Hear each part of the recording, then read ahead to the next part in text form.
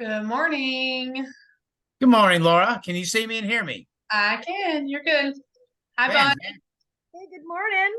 Hello, Sunshine. How are you? Fabulous. How are you? I'm good. Just waiting on a few other people to jump on here.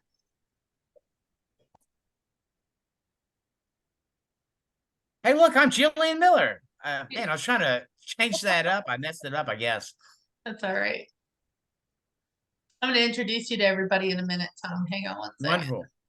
I appreciate you, Laura. I appreciate you allowing me to come and visit. Of course. Hi, Erin. Hi, Hi. Sunshine. Good morning. Good morning.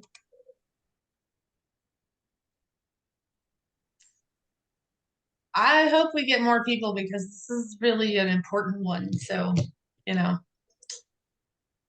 very frustrating to me sometimes because there's a lot of prep work that goes into these, getting everything prepared, making sure you guys have handouts. And when Bonnie, my faithful, is the only one on here, I can always count on Bonnie. Candace is doing a final walkthrough for me, so I know where she is, but we'll get started here in just a second.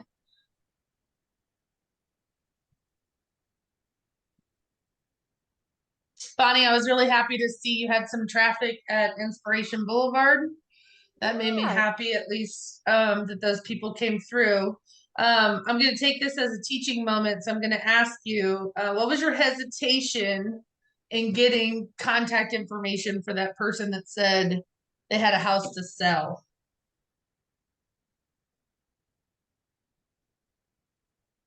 I just didn't follow through with my normal steps of open house etiquette. I usually meet them at the door with the information, like gathering their information right there and then. Sure. It was a very interesting conversation. It was shocking to me that she had said that she had had her eye on this particular property for a while. Right. And as she walked through, like they were taking their time. It was her daughter had come along with her. So yeah, definitely a missed opportunity from on my end. No, and make sure you understand what I'm saying. I'm not placing blame. It's a coaching moment for me. Like, hey, how can I help you get more comfortable for asking for contact information? Because it's literally the one thing that most agents at an open house struggle with is like, I can't force them to sign in, number one. And number two, sometimes you read people's body language and they definitely don't want to give you their information. So I get all that. But like, I want to arm you with tools to help you get people to register like before they leave, kind of thing, if I can. Oh, for sure. Absolutely. I actually had all my clipboards and everything all set up. It was just a missed I saw it opportunity. was so beautiful. You did a really good job setting up. I thought you did a great job. And then Erin's post, I love that she went a step beyond because obviously it's not staged. So she took the pictures from the MLS to make it look like that's how it looked that day, which is beautiful. I was really happy to see that. So thanks, Erin, for doing that rather than taking pictures of the empty house while you were there. So I guess, the big thing is like you just have to read people's body language and you can tell right away whether or not somebody wants to give you any insight, any contact information. And obviously you offered all kinds of incentives for them, for us to list. I'm assuming you probably didn't even get her name or anything, just that she lives in Antioch, right? Just the first names. Yeah. They were yeah, just the first name. That's okay. I mean, we'll chalk it up to, next time because obviously had that been somebody you got contact for, that's an easy follow-up for you, which would be to send her report, and some other seller propaganda or collateral material to get them, on board on that way, or at least to encourage them to write an offer contingent upon selling, Exactly. Totally get it. I was just grateful that you held it open. So thank you so much.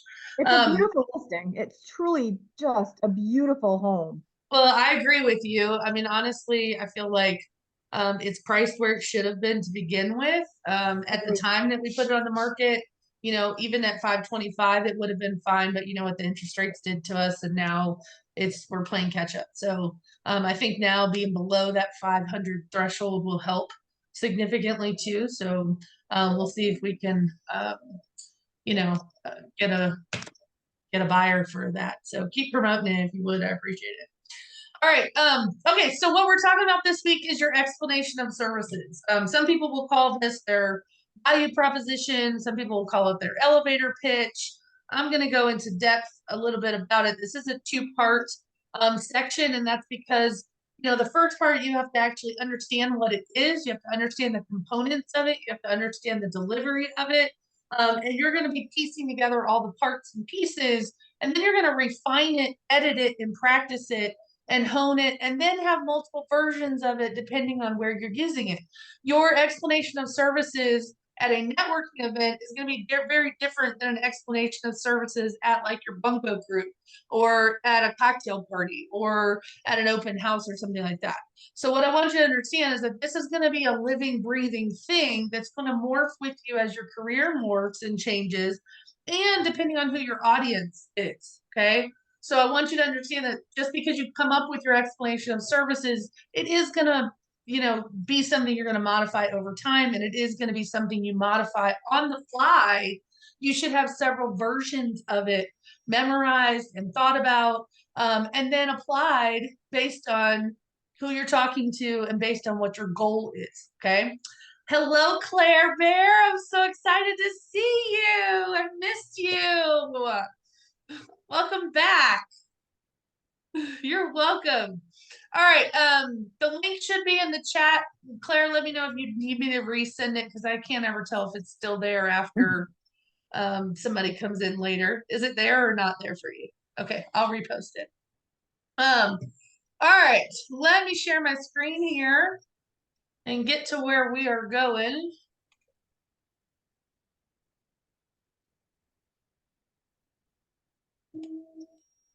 Have any of you ever heard of an explanation of services before or done an explanation of services workshop before? Has anybody done that? Okay. Cindy Have and you I actually read? got together. I'm sorry. Say that again, Bonnie. Cindy and I actually got together after your first coaching on this, and we Okay. kind of brainstormed. So thank you so much, and I'm so glad we're going over it again. Good. It is definitely something that takes multiple whacks at it. It's not something I do want you guys to know that you're not going to have this done in 15 minutes. This is something you're going to work on over a couple of weeks probably, which is why I break it down into 2 sessions, because I think it's something that you absolutely need to spend some time on. And it's not something you're going to be able to just come up with in a few minutes. So what I've given you, don't worry about all the stuff that's in this folder because you have links to everything that's in it on my handout today, which is what I gave you the link for. So everything that's in this folder, you have a link to on this handout, so don't worry. So let's talk first of all, where explanation of services come from. You guys know who Simon Sinek is? Okay, he's got a book that says Start with Why, a couple other books too. But basically, this explanation of services was born out of the whole "What is your why?" Because people don't really care what you know. They actually want to know what you believe and what you stand for. They want to know about you. And in real estate, I keep telling you guys, there's tons of automation and AI and all kinds of tools that allow things to be automatic. But what I want you to remember is that real estate is very much still a people business. It is built on relationships. It is still very much to have a human component as part of your business practices in real estate. People don't want to go to a website and buy a house. They want to buy a house with the assistance of a trusted friend and advisor, someone they know that is looking out for them, right? Anybody can create a form online that you can just fill out the blanks of the offer yourself and submit it to somebody, but that's not what buyers need. That's not what buyers want. They need a trusted advisor, somebody that they can rely on to help guide them, right? But what you really want to know is that when you understand why you do what you do, why you chose this as a career, what your goals are in terms of who you're wanting to help and work with, and who your target client is, or your niche or your specialty, you are then going to be more honed in on attracting those people to you. You have a more succinct marketing message that is going to attract those people to you. Your voice is not being lost and heard among the masses that are trying to be everyone to everything or everything to everyone. And so this explanation of services is going to allow you to explain to people what you do without saying, I'm a realtor or I'm a real estate agent. Because you guys know, if you're at a party and someone says, what do you do for a living? And you say, I'm a realtor, the first thing they do is scatter like cockroaches. Or they all of a sudden are disinterested in what you have to say, or they already know 50 real estate agents. So you're not interested. I found when I was a teacher and people said, what do you do? And I said, oh, I'm a high school Spanish teacher.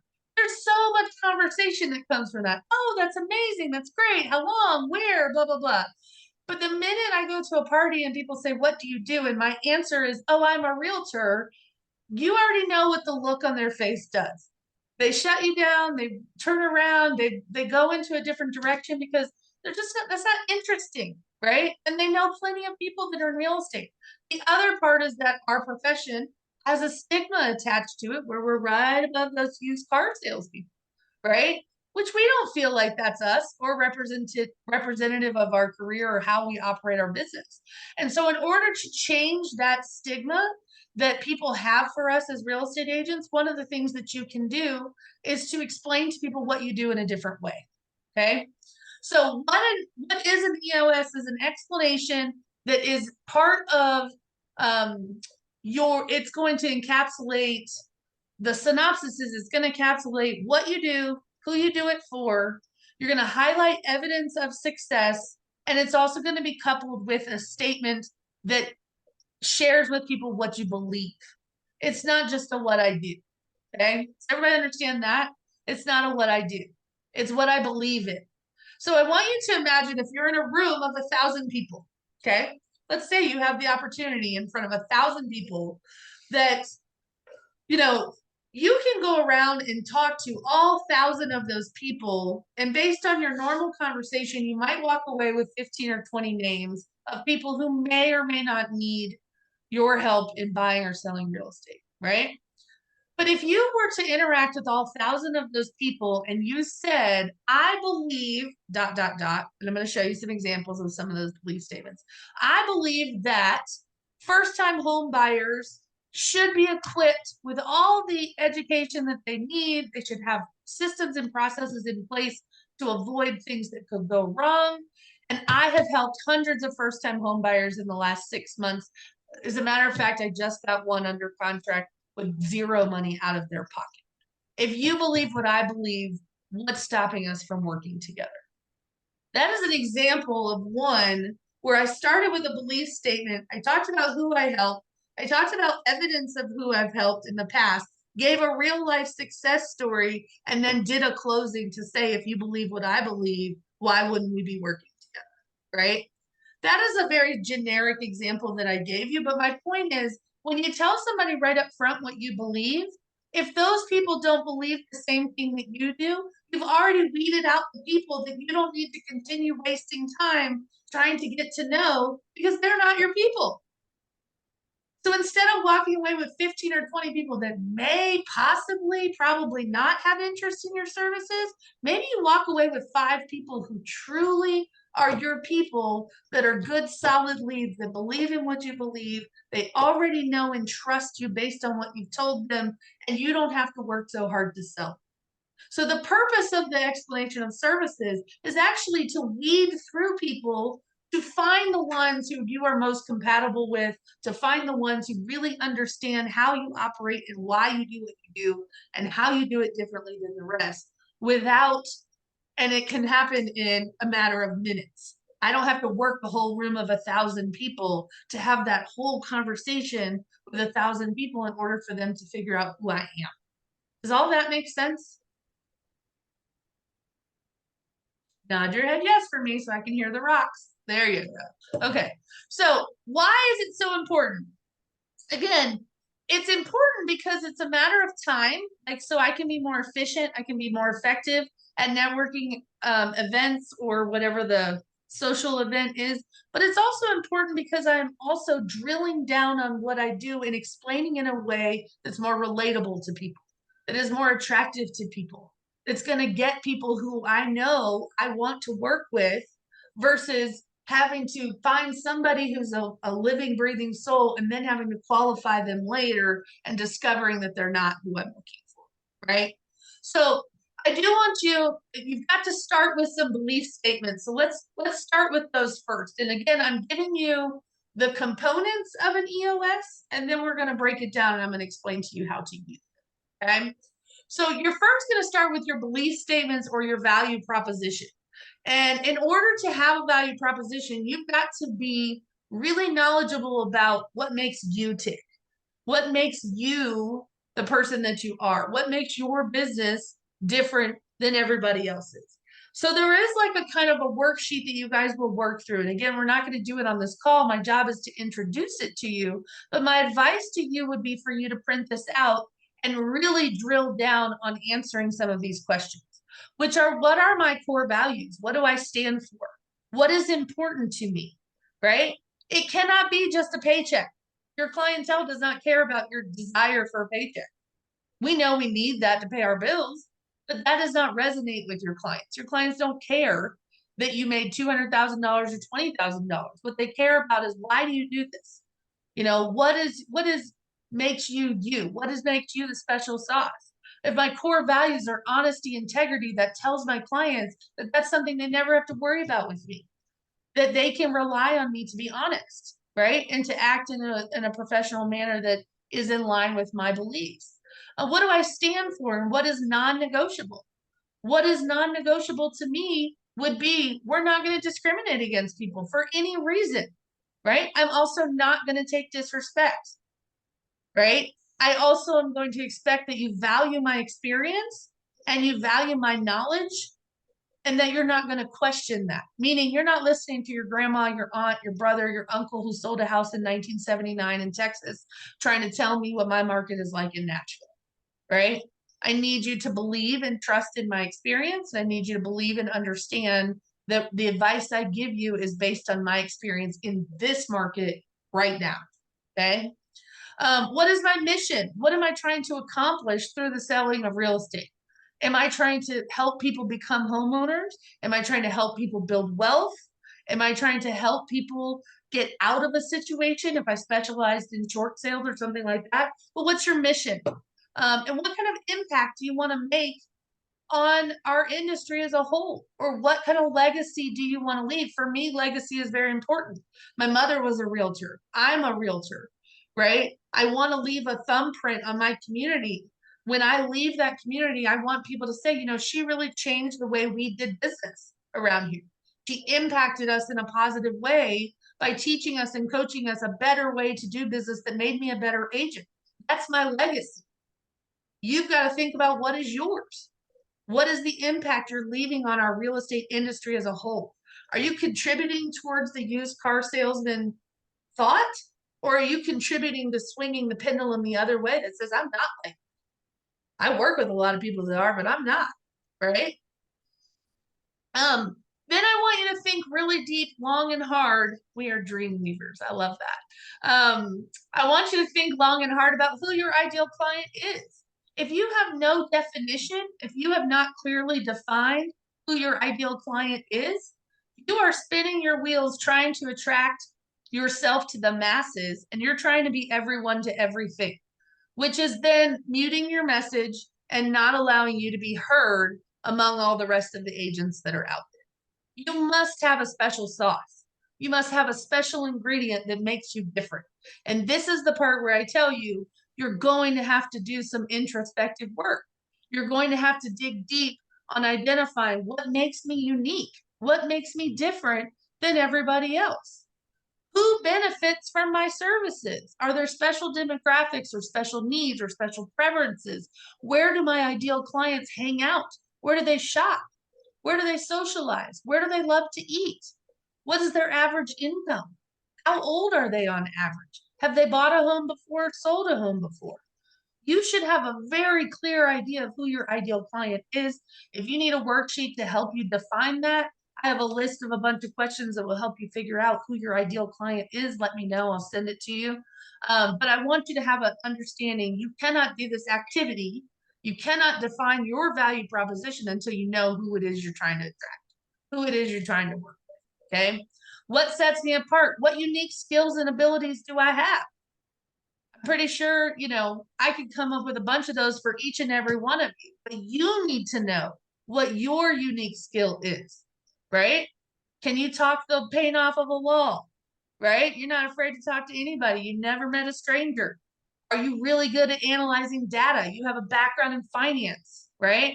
Maybe you have a background in design, or your husband is in construction and you've learned a lot about what it takes to build a house. What special skills do you have? Erin has a unique special skill because she came from the accounting world, right? So she's got this financial background knowledge that a lot of other lenders don't have, which is helpful, right? So what special skill do you have that makes you a better agent, that makes you better than just someone who went out and got a license yesterday and has no background or life skill or any other work experience that they could draw from? What problems do I solve? This is a big one. So I think I've told you guys this 100 times, but I'm going to tell you, here's 101. When you identify what problems could come up in a real estate transaction, and you provide a solution already in place for those problems, you've already told your prospective client that they don't have to worry about these problems happening with you because you already have a plan in place. You already know what to do to avoid that problem. Think about their pain points, their pressure points, the troubles that could happen. This is going to be incredibly important when and if the market changes in a way that we have to justify getting paid by our buyers directly. Because you're going to have to differentiate yourself from other agents, and you're going to have to explain to people why someone should work with you. What are the benefits? You're going to save money if you work with me because my lender and my partner always, pays for appraisals when they close with her, right? If they use financing with her. So that's going to save you some money. I'm going to be an incredibly strong negotiator for you. So in this market, I'm going to help you save money. If you're an investor, I'm going to match you with a lender who has an investment product that's going to save them tens of thousands of dollars compared to another lender, right? The stress reduced. If I have a solution for some of the problems that could come up, some of my systems and processes are going to help them reduce stress. The constant communication every week that I give my seller while the house is on the market is going to help reduce their stress. Because remember, the absence of communication breeds assumption. And the assumption is always that you're not working. So if you report that to them weekly about what you've done this week to help sell their house, you are going to take that assumption off the table and you're going to demonstrate for them why working with you is the right choice, right? What results can a client expect when they choose to work with you? This is going to be a very important part of your explanation of service. For example, one might be that, working with me is going to save you over $2,800. I have a bundle of vendor services that each have discounts that when they work with me, they save so much money, 10% off of their move, a free appraisal, a Ring doorbell. Maybe they get a free home warranty, whatever the things are that you have. That is going to be one of the things that clients can expect to find out when they work with me, right? Or something that they expect to receive. Maybe I throw in 2 hours of free design consultation, or I give them 5 hours with a handyman to get their house ready to go on the market. There's all kinds of things you can do to incentivize your clients, but it don't always have to be monetary in value. What can your client expect from me? They can expect that I will answer the phone every time they call. They can expect that, I'm going to find them an off-market property because they've been looking for 3 years. You need to decide what that is, right? What is my niche or specialization? Do I have one? So many agents are afraid of drilling down and choosing a niche because they're afraid, well, what does that mean that I can't work with first time home buyers if I'm a waterfront specialist? No. But what it means is that you're going to attract more of those people that are in your specialization than not. And it's going to allow you to curtail all your marketing to attract those people. But it doesn't mean you can't work with the outliers like the first time home buyers or the move up buyers or whatever it is. But having a specialization allows you to have crystal clear messaging. Okay. How do I make a positive impact? Again, how do my real estate services contribute to the happiness of the client? Right? Maybe that's my systems and processes. Maybe I make a donation to their favorite charity on their behalf. Maybe they're very passionate about adopting dogs, and every person that buys or sells a house with me, I pay for up to 10 animal donations. Whatever it is, what are you doing to increase their happiness? What are you doing to increase their satisfaction with your services? What do clients say about me? What do past clients appreciate most about your services? What do they like about working with you? Are there any specific testimonials or feedback that highlight your strengths? If you're struggling to come up with what makes me unique or what makes me amazing, please go back and ask your clients for testimonials and read through them. Look for buzzwords, look for highlights, things that you can really focus on and show people this is why other people have been happy with my services, especially if you helped a very unique buyer situation. For example, I'm going to go back to Erin again for a second because she's nice enough to jump on today. But we had a client that was looking for an investment property, and that person was looking for a short-term rental. Erin was able to save them $17,000 on their down payment because she put them in a different product, right? So maybe that is the success story that I can highlight that says, you know what? If you work with me and my lender, we're going to identify the best product and potentially save you tens of thousands of dollars than you would if you were working with somebody else. Is there an added benefit that you can highlight, right? So of course, if I was going after more short-term rental business, I would highlight the fact that I just sold a short-term rental. Within 30 days, they had their first booking and they saved $17,000 on their down payment.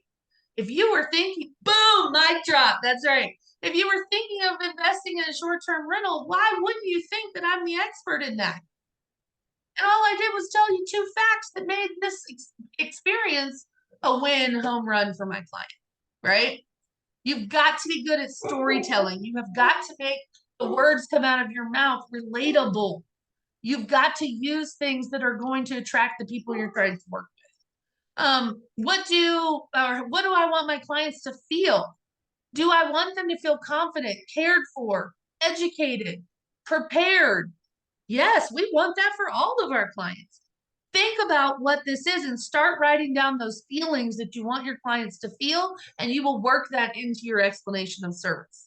Okay. People relate to feelings, even though some people don't have any anymore and they're dead inside. A lot of people have a lot of feelings right now, right? They're scared, they're nervous, they're confused, right? So what we want to do is address those feelings, but think about the feelings that your clients have. And then what is my long-term vision? Where do I see this going? Where do I see my business? How do I see my business evolving? What does my business look like in 5 years, 10 years, 20 years? And what's the impact on my community? If I donated, a truck of food for every closing. Now, again, you guys know I'm very philanthropic. I always want to tie in things to the community if I can, because that's part of my legacy and part of my why is that I use real estate to leverage my impact on the community. And so if I bought a tractor trailer of food, which cost me $1,000 to buy an entire tractor trailer of food that could be distributed to over 500 families, if I were in business for the next 5 years and I sold a minimum of 20 houses a year, how many families would I be impacting? People want to be a part of that. They want to help with that. They want to help you achieve your goals. But you've got to understand, do you have any aspirations? They don't all have to be philanthropic like mine. They don't have to give back to the community. It could be client-centered, whatever they are. But I want you to think about what your long-term goals are. Does everybody understand? And do you have your wheels spinning for your own business about the answers to some of these questions? and how you're going to work on your own value proposition, but you're going to have to dig deep. You're going to have to do some introspective thinking and ask yourself some questions. Everybody with me there, right? Okay. So it is going to start with your why. It's going to start with your core value and those kinds of things. You are going to need to identify your niche or your target client. Who is it that you want to work with, right? And I realize that I have these backwards. So let me go back here. These are some examples to belief statements. I'm going to put this one in the chat for you because I think I put the wrong. Forgive me, I didn't get coffee this morning, so that's how it goes. All right, some examples of some belief statements. Now, here's what I want you to understand. These are examples. Don't copy these. Make them your own, okay? So I believe in helping families find the perfect place to call home. My mission is to provide the highest level of service, making the home buying or selling process as stress-free as possible. We've got feelings, we have objectives, we have who, we said families. Can you advertise families online like this? Somebody better tell me no. That's a fair housing violation, right? You can't advertise, I believe in helping families. It is a fair housing violation. But you can take out the word families and put something else in. First time home buyers, whatever it is. You could even say, certain occupations. That's my favorite niche down. I have a lot of realtors that I coach that work with doctors and attorneys exclusively. So maybe you take out families and you put doctors or dentists, or there's a lot of people in the service industry, like servers and bartenders, that would love to buy a house, but they've been forgotten for a long time. Maybe that's a special niche that you could 100% go around to various restaurants at their shift meeting and hand out flyers and say, I've got a bundle to save, and I specifically work with servers and bartenders, right? If you have a niche or a specialty, take out families and put that there. Another example, I'm passionate about transforming properties into dream homes. My commitment to creative design and attention to detail ensures that every home I touch becomes a work of art. That may be somebody who really has a flipping background or an investment background or a renovation background. I believe in real estate as a path to financial security and wealth building. My goal is to empower clients with the knowledge and resources they need to make smart investment decisions. So again, mine kind of used to be similar to that, whereas I believe that owning real estate is the fastest route to wealth, right? The fastest route to long-term wealth. You guys can read through all of these yourself. My goal for you is to read through these to get inspired about your own belief statement. What are you passionate about? What is it that you truly believe in terms of real estate? Okay, I'll tell you right now, get rid of the I connect buyers to find their dream home. Nobody's buying their dream home, y'all. They're buying the house they want right now, that's available right now, that they can afford. That's not their dream home. Stop telling people you find them their dream home, because they're going to be real disappointed when you show them the double wide on 10 acres, because that's what they can afford right now. Okay. So just stop with the dream home. Okay. I'm not making jokes about trailers. I don't care. I sold the highest priced trailer mobile home in Beaufort County in my career, and it's still the highest priced trailer that's ever been sold there. So my point is, I don't care about that. But my point is, stop telling people you find them their dream home. You don't find them their dream home. You find them a home that meets most of their criteria, usually 90%. Okay. Sometimes 50 in this market. I want you to read through the belief statements and come up with your own. What are you passionate about? What do you actually believe about real estate? I believe the real estate industry is full of people who don't know what they believe.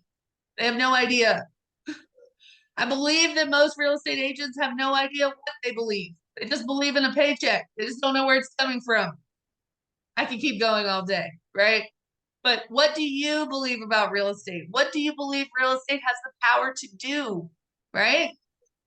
Buying smart, buying in the right area at the right time will afford you the ability to make some serious life decisions in the future that you now have the money to do that with that you wouldn't have otherwise, right? What do you believe about real estate? What fuels your passion? What do you get so excited that people think you're nuts when you talk so passionately about real estate?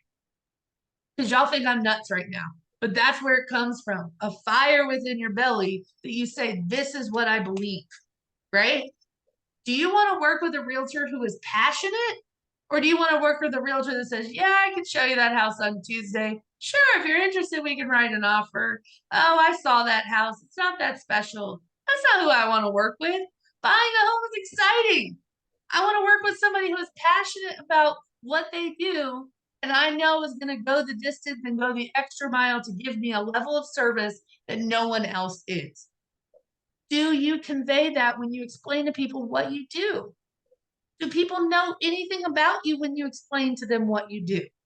Because if I just say I'm a realtor, you don't know shit about my passions. You don't know anything about what I believe in. You don't know anything about who I want to serve. You don't know anything about how I do it. And you have no idea who I've helped in the past. So I'm a realtor doesn't cut it. I'm a lender doesn't cut it. What do you believe? What is it that you are so passionate about that you cannot wait to talk to the next person to tell them about real estate? That's what you need to ask yourself. What do I believe? Okay. So the belief statements, again, are going to be a little, you're going to expand upon the belief statements in your explanation of service, but your explanation of service actually has a belief statement that is usually the beginning of your explanation services. You are going to do your value propositions. You're going to get really good at understanding what makes me tick. What do I like? What motivates me? What's my impact? What are my goals? I want you guys to get better at storytelling. Storytelling is relatable. Storytelling tells somebody, hey, she's already helped someone like me buy a house, and this is the outcome. She's already helped someone like me sell their house to buy another house in this crazy market with a home sale contingency. I can relate to that because that's what I'm going through. But storytelling shows and demonstrates evidence of success, and it makes you relatable. It also weeds out people that don't buy your stories. People that don't see the value in your storytelling are not your people. If they can't relate to it or they don't see where they can fit in there, they're not your people, and you don't have to spend time, energy, or money chasing those people around. I would rather know in the first 5 minutes we don't believe the same things and we're not passionate about the same things so that you're not my person. It's like dating. My God, swipe left or right away, right? Don't go on 30 dates with them and move in with them to find out they're not your person. That's what realtors do. Let me take you to lunch. That's what lenders do too. Let me take you to lunch. Let me take you to golf. Let me sponsor a blah, blah, blah. And they don't get a deal for a year. No, swipe left. You're not my people, right? The same thing with real estate. You don't value my advice. You're afraid to sign a buyer broker agreement with me. And you're hesitant to give me your name and number and open whatever the thing is. They're not your people, probably. Or you haven't done enough to educate them about why you're the right person. Okay? Because you've said, I'm a realtor. And I'm a realtor does not tell me anything. Okay? You want to make the most effective use of the time that you have. You want to go right out of the gate with as much information about you that makes the greatest first impression that also achieves your goal of attracting the right people. Okay? So I've given you some examples of different types of storytelling. Client success stories are evidence of success. Unique property histories or unique properties or areas that you want to specialize in. Claire loves Old Hickory because that's where she lives. Everyone knows her in Old Hickory, right? That's a specialization. Utilize that.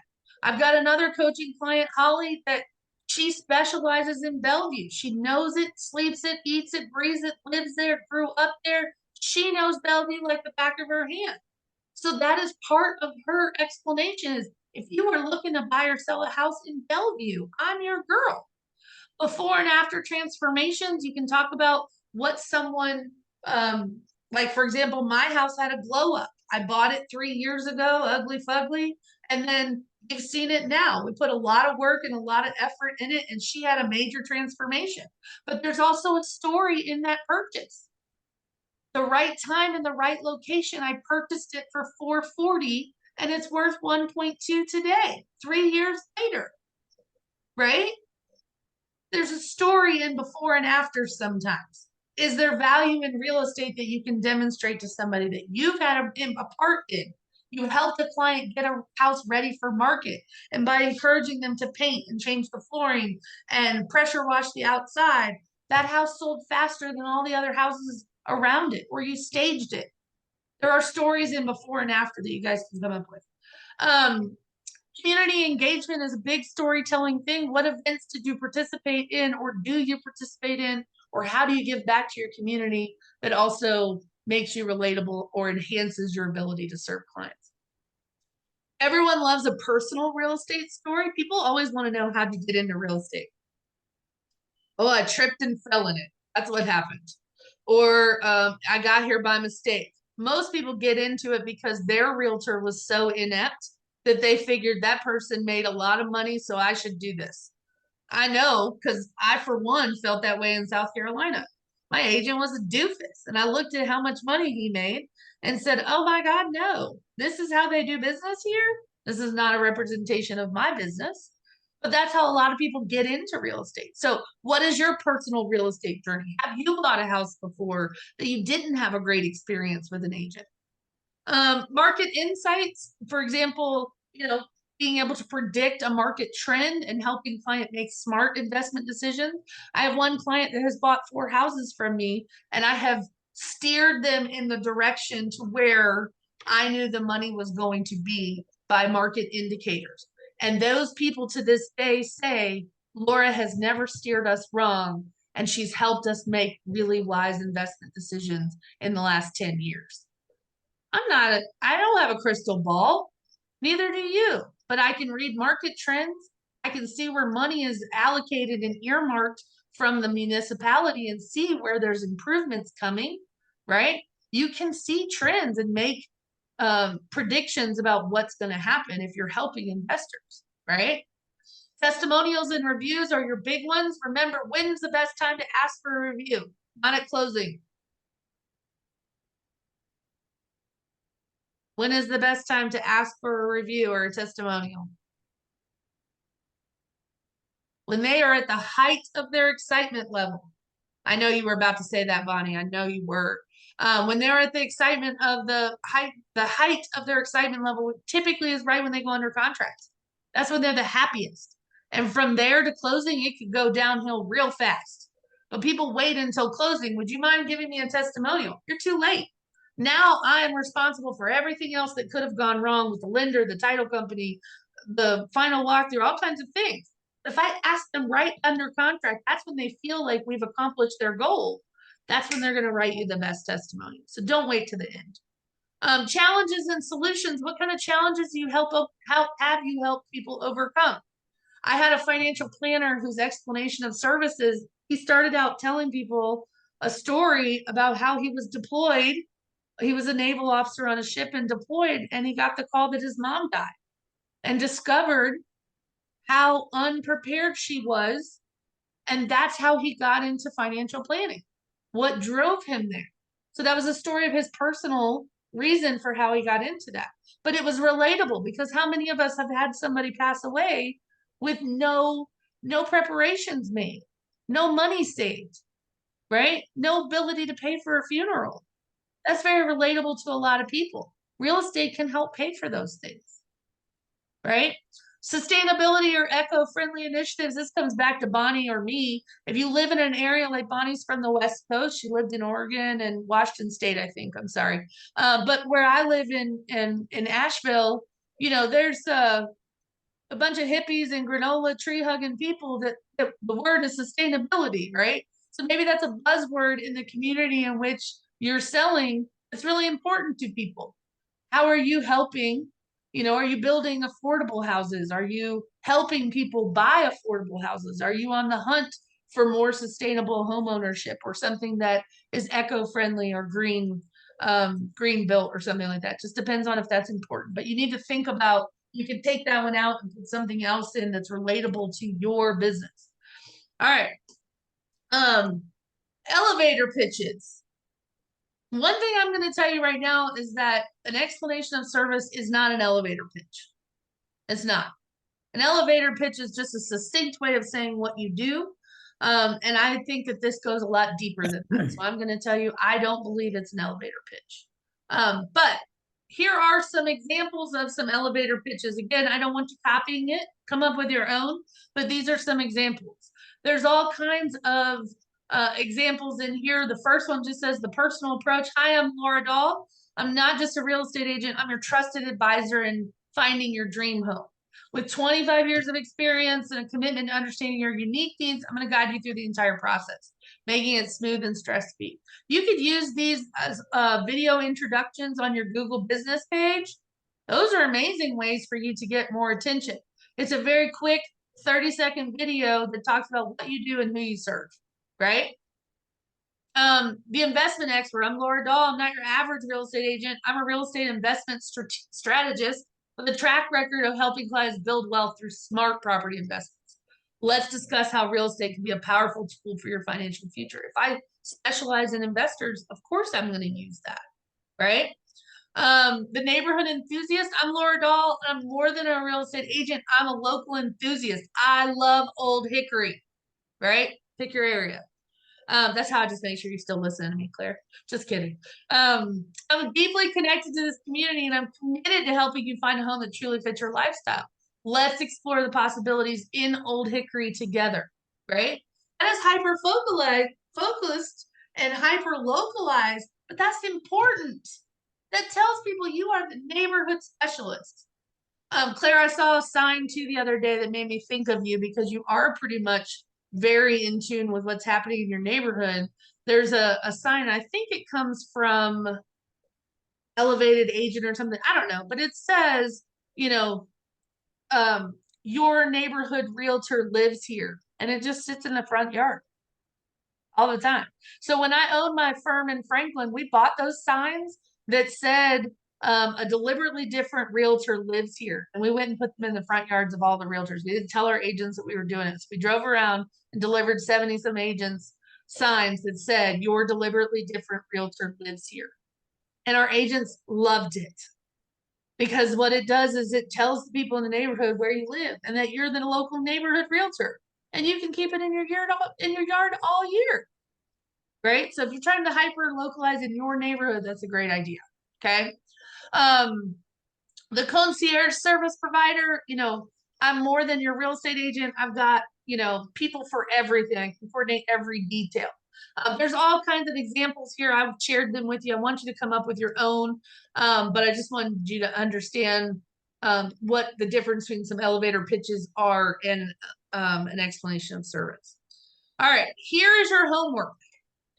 I have given you the workbook, which is going to help you actually write out your explanation of services, right? It's going to help you break down the different components of the explanation of services. And it's done in a specific order on purpose. Because remember, you need to start with what you believe, you need to start with who, and you need to start with how before you can actually come up with a statement that says, I believe in da da da da to help this person accomplish dot dot dot. And here's the evidence of that. You have to break it down into small pieces, which is why this is a 2-week session. An explanation of service is not an elevator pitch. It is not a description of what you do, and it is not a fun party trick. It is a way to determine quickly who you want to work with, right? It is a way to differentiate yourself from the crowd. It is a description of what you believe, not what you do. And it's a way to share with others what you are passionate about. So on that first page, you are going to have who is your target client? What do they look like? What characteristics? So I want you just to list out everything you know about your target client and what that looks like, where they work, what they earn. Do they have kids? Are they married? Are they divorced? What jobs are they in? Where do they hang out? Where do they go to church? You know, are they LGBT? Whatever it is, who is your target client that you want to work with? The anatomy of an explanation of services is made up of a belief statement, an example of who you've helped and how, and a closing statement, which is the ask. Most agents are very good at coming up with 1, maybe 2. Almost all agents suck at number 3. And the reason they suck at number 3 is because they don't want to be salesy. They don't want to come off as being salesy. Remember, you are not in the sales business. I don't give a crap what anybody tells you. You provide a service. You don't sell the house sells itself. Either they want it or they don't. You don't have to convince someone to buy a house. They buy it based on their emotions. You are providing a consultation service. You're providing a high level executive service of how to buy a house or how to sell a house. Those are how-tos, right? The house is not what you're selling. You're selling yourself and you're selling a service. Most agents are good at number 1 and number 2. They stink at number 3. We're going to work on number 3 next week, which is the close, the ask, which is the last part of the explanation of services that says, if you believe what I believe and you think we should be working together, what's stopping us? If you believe what I believe and you are also in the market for an investment property, let's get together on Thursday and talk about what that looks like. If you believe what I believe, right? Then what's keeping us from working together? What is something I have not told you that has made that you're waiting to hear to convince you that we should be working together? I ask that in a listing all the time. What's something, especially if you tell me that you are looking to interview 2 or 3 other agents, what are you waiting to hear that you have not heard from me yet? I lost 1 listing. I think I've told you I've lost 2 listings in my entire career. One I got fired from in East Nashville recently. And then the other one was the client did not know that I provided property management services at the time. And so they hired another agent that did because they were afraid their house would not sell and needed to have backup to engage in property management if it didn't sell. I wasn't worried about that because I'd never not sold a house before. I didn't know that that was their concern. I didn't know that was their pain point, but that's how I lost the listing, right? So again, what is it that your client is waiting to hear in order to hire you? When you go down to the next statement, the belief statement, before you can write out a short, concise statement about what you believe, you must think back to your why. Why do you do what you do? You need to think about what makes you unique and what makes your services special. What is the special sauce? And then I want you to make a list of your passion points. What are the areas you excel in? What are your strengths? What skill sets do you bring from other industries that you apply to your business as a real estate agent? What problems do you solve? Those are 3 different lists to me. Okay, I would draw 2 lines down this paper and do the first one is things I believe. The second list would be things I'm great at or my skill set. And the third one would be problems that you solve for people. When you gather all this information, I promise you the next part is going to be easier. Take those statements and turn them into belief statements. I believe that. So I believe that all real estate is. So when I was a broker owner, this was one of my explanation of services was that I believe all real estate agents deserve to work at a brokerage where people care about them, not only personally, not only professionally, but personally, that they provide them with all the tools, skills, and knowledge that they need to be successful in this business. Because that was my focus. My focus was providing that environment where agents knew someone cared about them personally. They were not just a number, and they had all the tools and technology available and everything they needed to be successful. Could you find that in every brokerage? Do you think every other broker in town believes that? Of course not. They believe the more people they hire, the more money they make. That's the difference, right?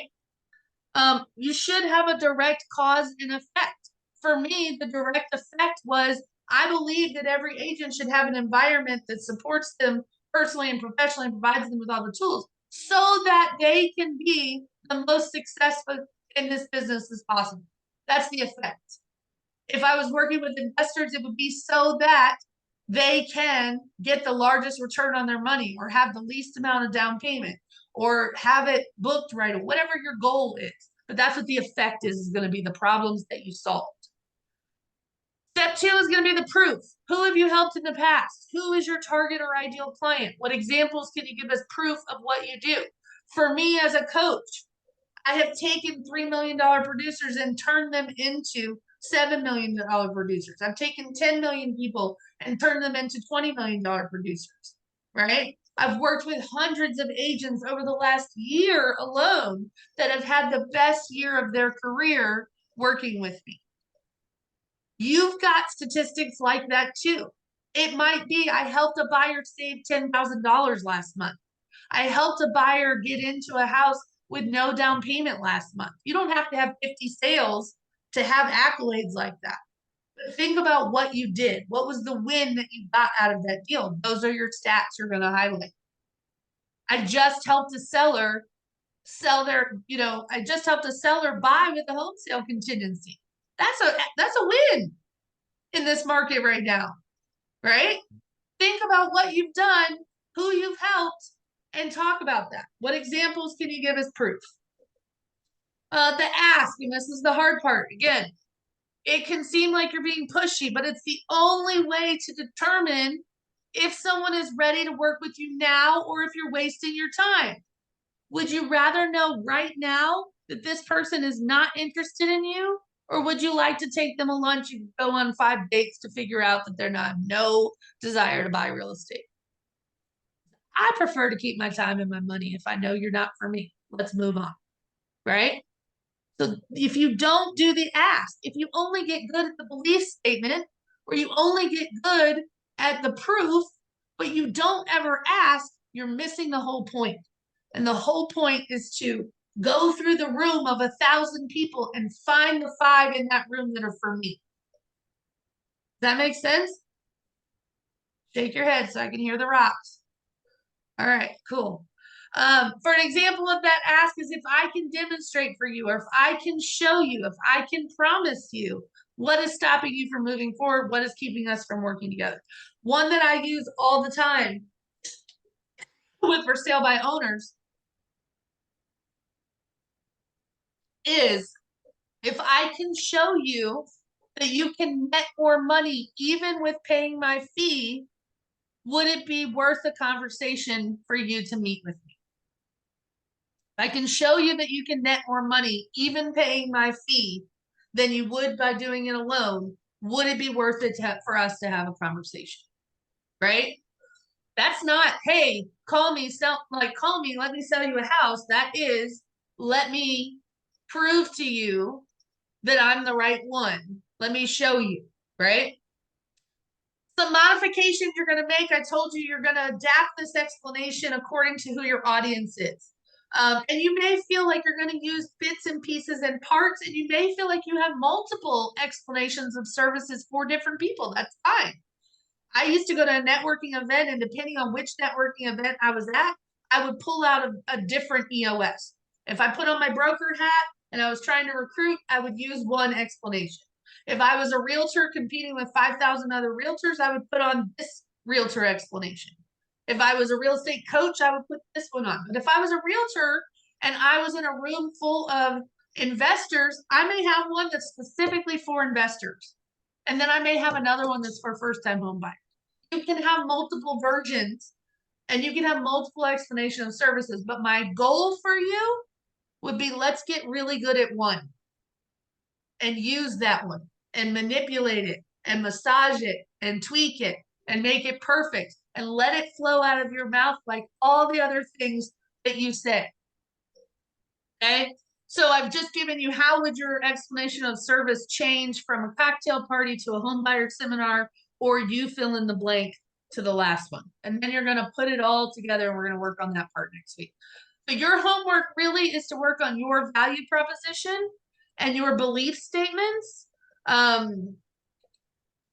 And for you to get really good at thinking about who it is you want to help, who have you helped, that list of strengths and things that are in there. I want you to think about, start working on those components and making your list so that next week you can actually put them together in a full sentence. So what I'm going to expect from you next week is I'm going to ask, what is your value proposition? What are some of your belief statements? Who is it you're trying to help and in what way? Right? Where we're going to get real specific. So be prepared for that next week. You've got a whole week to work on like thinking about your business in a very real way about what you're passionate about. Okay.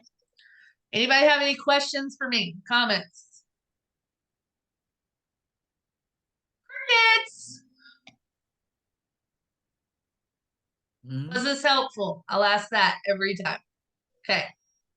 I want you to think, what am I passionate about? Who am I trying to attract? I don't want you to be everybody to everyone. I need you to be real clear about who it is you're looking for in that room of 1,000 people. All 1,000 are not for you. All 1,000 are not interested in you. That's fine. I'm not trying to date 1,000 people anyway, right? I'm trying to date 5 people. Not really. Don't tell my wife that. But I'm trying to date 5 people that really, really want me as their agent without a question because we believe the same things. They value my mission and my core beliefs like I do. They see my passion and they see who I've helped and it's relatable to them. I don't need 1,000. I need 5, right? I need 5 raving fans that are going to tell anyone and everyone they know. I don't need 1,000. Okay. That is the goal here. Spread the room and divide the room and conquer the room to find the ones you're looking for. So print out that workbook at the end, start working on your list, start working on your value proposition, and get really, really comfortable in thinking about what your skill set is, what your special sauce is, and what makes you different and unique. Because that's your first step. You got to figure out what it is y'all believe in and what makes you unique. Otherwise, you are just like everybody else. And that's not who we are, right? That's not me. All right, y'all go out and sell something today, specifically 5661 Leapers Creek Road in Franklin, Tennessee. That would be your goal. But other than that, sell your own listings too. I don't care. But thank you for showing up today. I'll see you next week at the same bat time, same bat channel. We will continue with week 2 of explanation of services. Thanks for being here, and I hope it was really helpful to you guys. See y'all. Thank you.